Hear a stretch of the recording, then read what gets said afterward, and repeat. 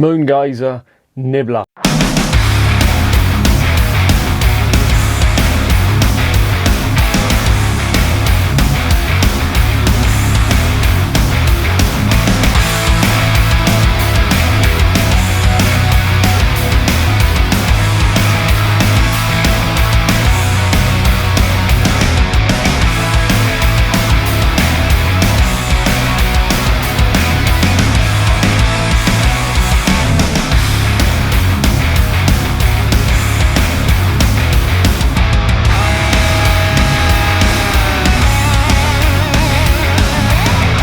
And remember, life is too short to be drinking shitty beer. Welcome to another edition of Bands, Bikes and Booze Reviews. I have got one from the Moongazer Brewery from Norfolk. Now, I've not tried one of these before, but they look quite interesting. As you know, I love my British beers, and on this channel, I've said it before, I'm going to do like beers from all over Europe and the world, basically, American and European beers. But I want to do my fair share of this type of stuff, and this is a ruby ale, but Moongazer Brewery, they do a lot of traditional British beers, and I love that because in a sort of cyber world where everybody is reviewing craft beer, you just think, well, stuff like this is going to get left behind and nobody's going to know about it. So I just want to sort of try and redress that balance a little bit, because as far as I can tell, I mean, some people are, but a lot of people just, they're obsessed with this craft beer stuff, which is not bad, don't get me wrong, I don't mind that. But, this stuff I think is being ignored, so I'm going to make it my mission to try and redress that balance. Anyway, enough about that. These are quite a traditional brewery, and if it wasn't for Beers of Europe, I probably would never have heard of them, probably never would have bought them. But I saw it on the website, I saw what they were doing, and I thought, I'll give them a go. Now, they could be shit. I don't know, I've never tried one of their beers before, this is the first time. So I thought I'd go with one of my favourite styles of British beer, and that's Ruby Ale, and this is called a Norfolk Ruby. They're based in Norfolk, right near the coast, but it really is the wilds of Norfolk. If you've never been there, it's very rural, and don't fucking break down there, whatever you do. As soon as you do, you're going to start hearing banjos. You're not really, actually. I really like Norfolk. It's a lovely part of the world. And they've got so many good breweries up there as well, Norfolk and Suffolk. You're spoilt for choice. And then, you go to the pubs around there, especially Suffolk and all that. You've got people like Adnams and all that. But you've also got a lot of these small breweries as well. If you look on Beers of Europe, they do a fantastic job of promoting the local brewers around there, which I think is brilliant, because as I said before, I never would have even bothered looking for these if it wasn't for Beers of Europe. So here we go. It could be shit, but let's find out.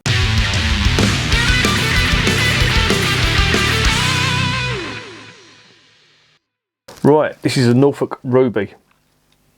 They class themselves as a craft brewer, and I think they've been going 20 years. From what I can gather, very little information on the website. There's a lot of generic spiel, sales patter on there, which, that's fair enough, but I'd rather have a bit more depth to what they're saying rather than just the usual sales patter.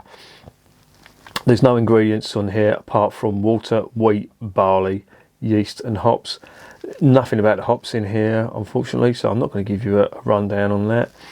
And yeah, what do they say on the side? Brewed with chalk filtered water from the brewery's own well. A ruby coloured bitter with a rich, spicy roasted aroma and a full malty body, resulting in a full-bodied mouthfeel. Brewed with malt from the finest Marisotta barley and a touch of wheat and 4 hops. Okay, so it's got Marisotta in. Marisotta, of course, is known as the Rolls Royce of hops. Very expensive, in comparison, and that if a brewer's going to put Marisotta in, it's a reasonably safe bet that the beer is going to be good, but there's always exceptions to the rule. So let's see if this is one of them.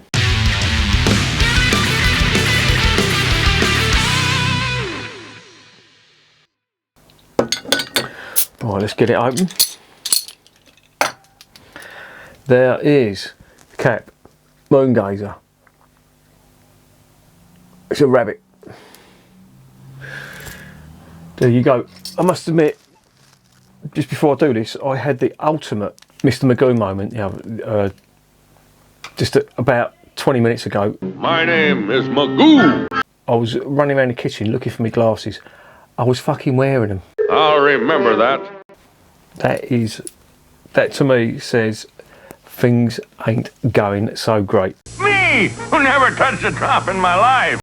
By the way, in case I didn't say, this is a 500ml bottle, and it's 4%. Not going to sniff the beer out of the bottle because I'm just going to stop that now. I'm not going to do it. It's going to be sniffed out of the glass, and that's it. So let's get a bit in there. Oh, that smells nice. No, lovely sweet malt.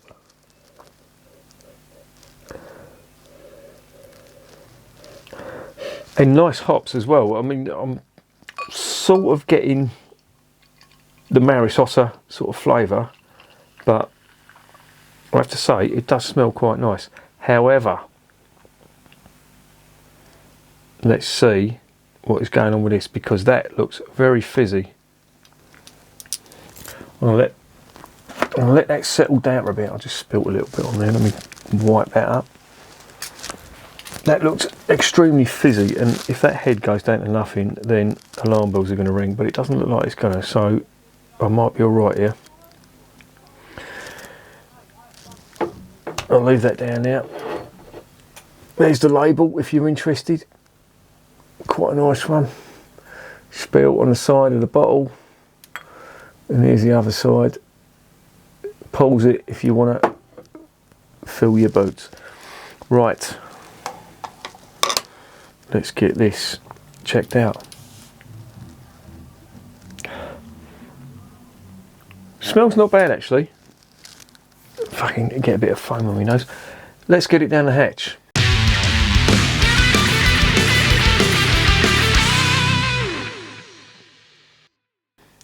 Bottoms up.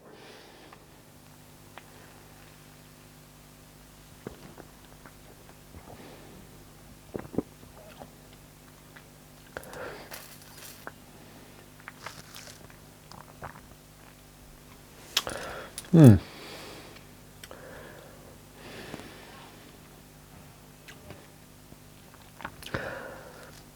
me dive in again.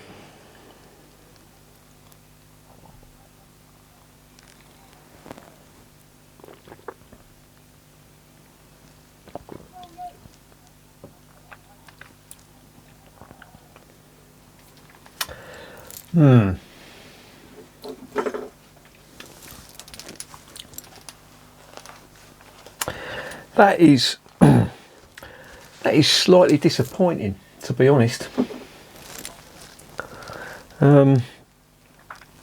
There isn't much of a strong maltiness to this, which surprised me, because ruby ales are all about the malt. There's a lot of carbonation, I will say that.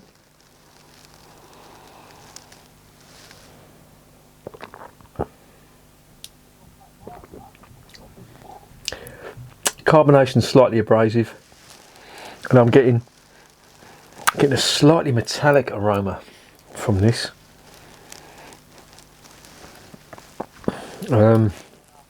There's vague caramel malt, but not a great deal else.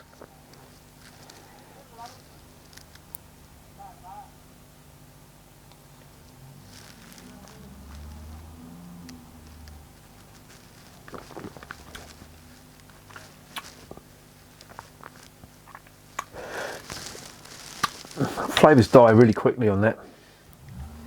All I'm getting is vague caramel malt, some obscure hop flavours, British hop flavours, but it's like the volume has just been turned right down on this, and there's no big Moorish flavours at all. But one thing that is really prominent is the carbonation.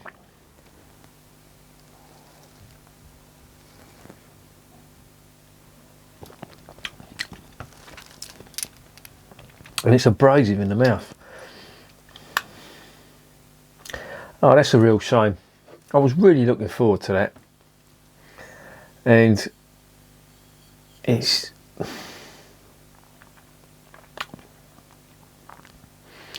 there's nothing to really make me want to ever buy this ever again.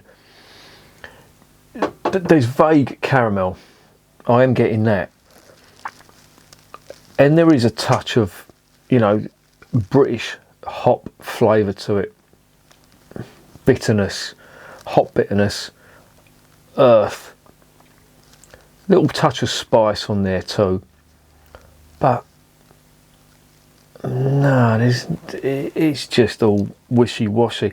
And then on top of that, you've got that aggressive and abrasive carbonation, which just it just puts me off.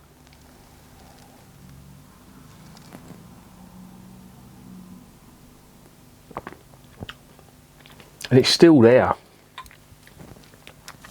But look at the head. You know, can you see? You can probably see it. Look, see that carbonation there? That's translating into the mouthfeel. I mean, that is just going for it. And it's almost like a fizzy drink. And I know some people think, well, some people say, and there is something to it, so I'm not knocking them for saying it, like carbonation does, you know, promote the flavours on this. With that amount of carbonation, I'm really not getting much flavour at all. And I'm just disappointed. But look at that. Now, I know that you need carbonation in bottled beers, that's a given. But it's just not translating well to the mouthfeel at all.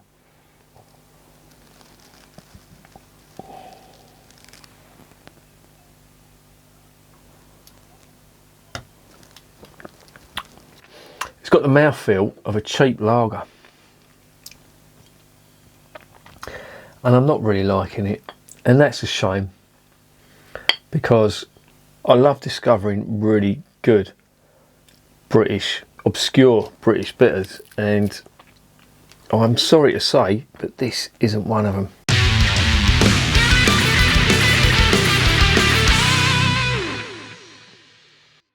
So what's the verdict on Moongazer Nibbler? Well, I have to say I'm disappointed. The flavours are very, very toned down. There is a touch of caramel malt, you know, and probably to their credit, you know, putting the Maris Otter in there has redeemed it ever so slightly, but it is just, the carbonation is annoying me and I'm not enjoying it. There's nothing Moorish about this. I mean, I know I've drunk nearly half a pint of that, but I've been doing that just to see if I can eke out any flavours, and it's, if you're happy drinking stuff like Hobgoblin, which is good, don't get me wrong, but it's a go-to fridge filler if you like your rubies, then you might like this. But I don't know, maybe it's me being a fucking beer snob, but I just expect a little bit more from my ruby bitters and ruby ales, and this stuff just doesn't really give it, to be honest.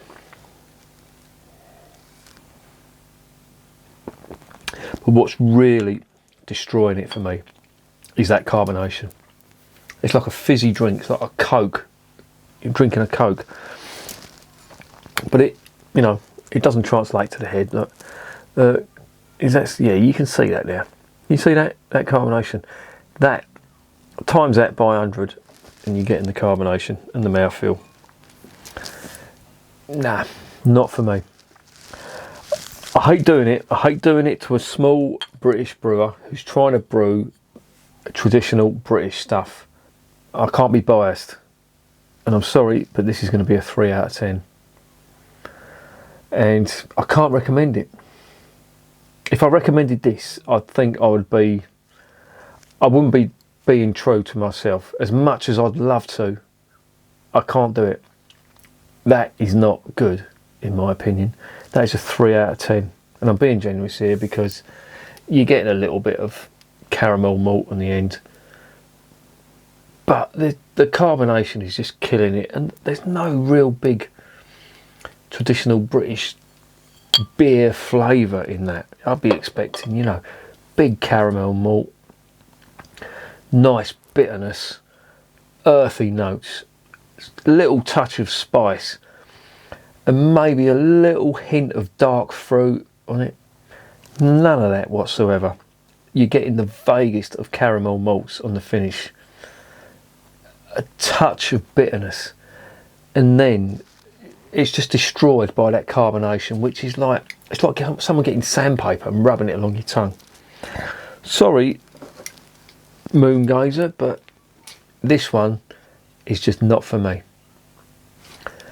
And remember, I'm drinking this shit, so you don't have to.